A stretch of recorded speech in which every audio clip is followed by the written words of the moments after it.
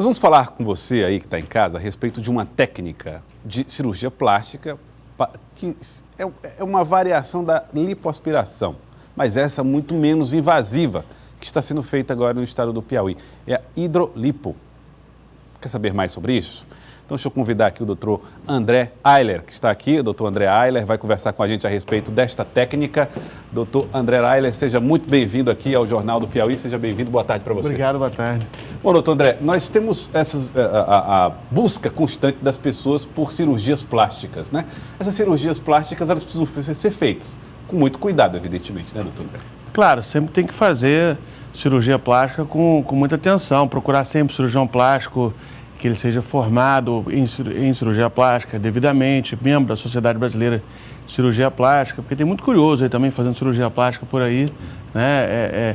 Médicos não formados, médicos dermatologistas, pediatras, se metendo um pouco na área de cirurgia plástica, né? Uhum. E isso é uma coisa importante também, sempre que você for ver, se você for fazer algum procedimento do rol da cirurgia plástica, procurar um cirurgião plástico. E nada daquela história de, essa cirurgia, esse procedimento é mais simples, então qualquer um pode fazer. É o caso, por exemplo, você faz para tirar os excessos de gordura. Hidrolipo. Que são cirurgias que são complicadas, né? Apesar dos procedimentos serem rápidos, mas exigem habilidades específicas de profissionais específicos. Não é à toa que o cirurgião plástico ele tem uma formação, primeiramente em cirurgia geral, né? Então, o cirurgião plástico ele precisa primeiro saber fazer todos os procedimentos de cirurgia geral, para depois se especializar em cirurgia plástica, né? Uma pessoa de especialidade clínica, por exemplo, ela já não teria esse tipo de aprendizado, e ele é muito importante.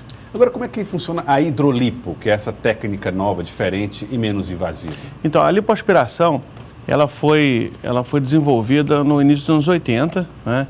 E no começo, quando se falava em lipoaspiração, ela sangrava muito, o paciente frequentemente tinha que receber transfusão sanguínea, e era um procedimento mais invasivo, com um pouco mais de problema. No final dos anos 90 foi iniciado a técnica com injeção de solução de soro fisiológico, que a gente chama de técnica tumescente, né? Uhum. E esse sangramento e o risco da cirurgia, ele reduziu drasticamente, né?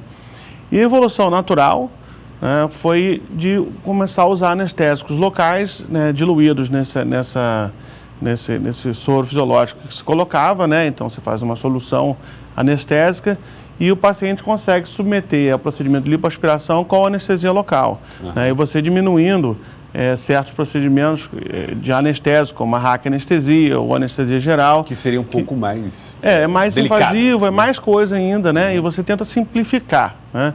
No início da anestesia, lá para os anos 1850, né, era éter no pano, né, e botava no nariz do paciente até ele dormir, né? E a coisa vai evoluindo devagar, né, para procedimentos cada vez mais seguros e menos invasivos, né? Tá. Hoje, por exemplo, dentista, por exemplo, ele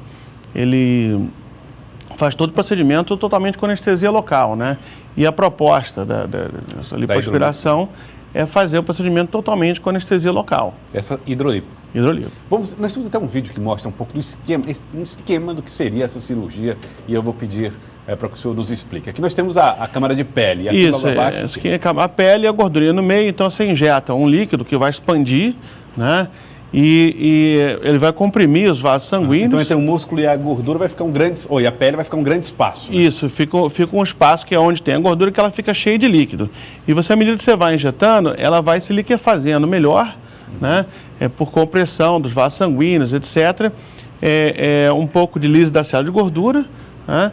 E você vê que é um procedimento ele menos invasivo por conta justamente da compressão que se faz nos vasos sanguíneos, né? Sei. E no meio desse soro tem anestesia. Então você vê que a gordura ela vai ficando melhor preparada para ser um procedimento menos traumático para dar retirada de gordura.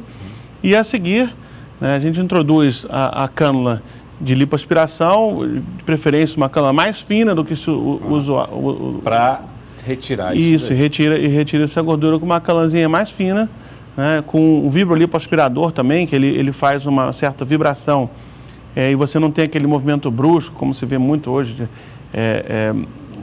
tem muita mídia na TV e vê procedimento que o cirurgião fazendo muita força, não é uma coisa mais suave. São movimentos suaves, principalmente que o paciente está sob anestesia local. Tá. E aí, com um procedimento assim mais simples, a recuperação também é mais rápida. Então, como o procedimento é menos invasivo, normalmente esses pacientes, eles no dia seguinte ao procedimento, eles conseguem retornar à sua rotina usual, né?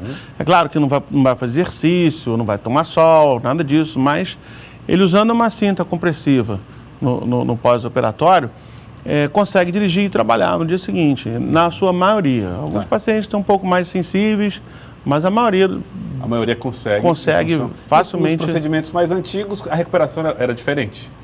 Era diferente, ele era um pouco mais traumático. Quando não se usa a infiltração, ela fica com mais equimose, fica mais roxo. E o pós-operatório é um pouco mais doloroso. E o anestésico, ele é interessante porque ele é um potente agente anti-inflamatório, e o paciente sente menos dor quando você injeta o anestésico durante o procedimento cirúrgico. Mesmo quando se começou a fazer lipoaspiração com anestesia geral, quando se usava o anestésico junto ao procedimento, o paciente tinha menos dor no pós-operatório do que somente com a infiltração na solução de soro fisiológico. Certo, e para evitar que a gordura volte, o que o paciente precisa fazer? Então, a gordura quando é retirada, ela não volta mais. Tá? Você pode engordar, mas aquele ganha 2 quilos, depois emagrece de novo, você mantém o resultado no pós-operatório, Porque, como a gente vê no vídeo, é uma retirada mecânica da gordura, Então você tira, aquela célula saiu dali e ela não volta mais, a não ser que a pessoa engorde muito, Aí ela perde um pouco do resultado, mas mesmo assim, a tendência desse resultado ser duradouro. Duradouro, Se a pessoa se mantiver, se a pessoa se mantiver no peso, ela vai ter esse resultado bem duradouro. Se ela emagrecer, o resultado vai ser melhor ainda. E se ela engordar, vai perder o resultado de alguma forma, mas não tanto. Tá certo. Doutor André Ayler, muito obrigado pela participação aqui no Jornal do Piauí.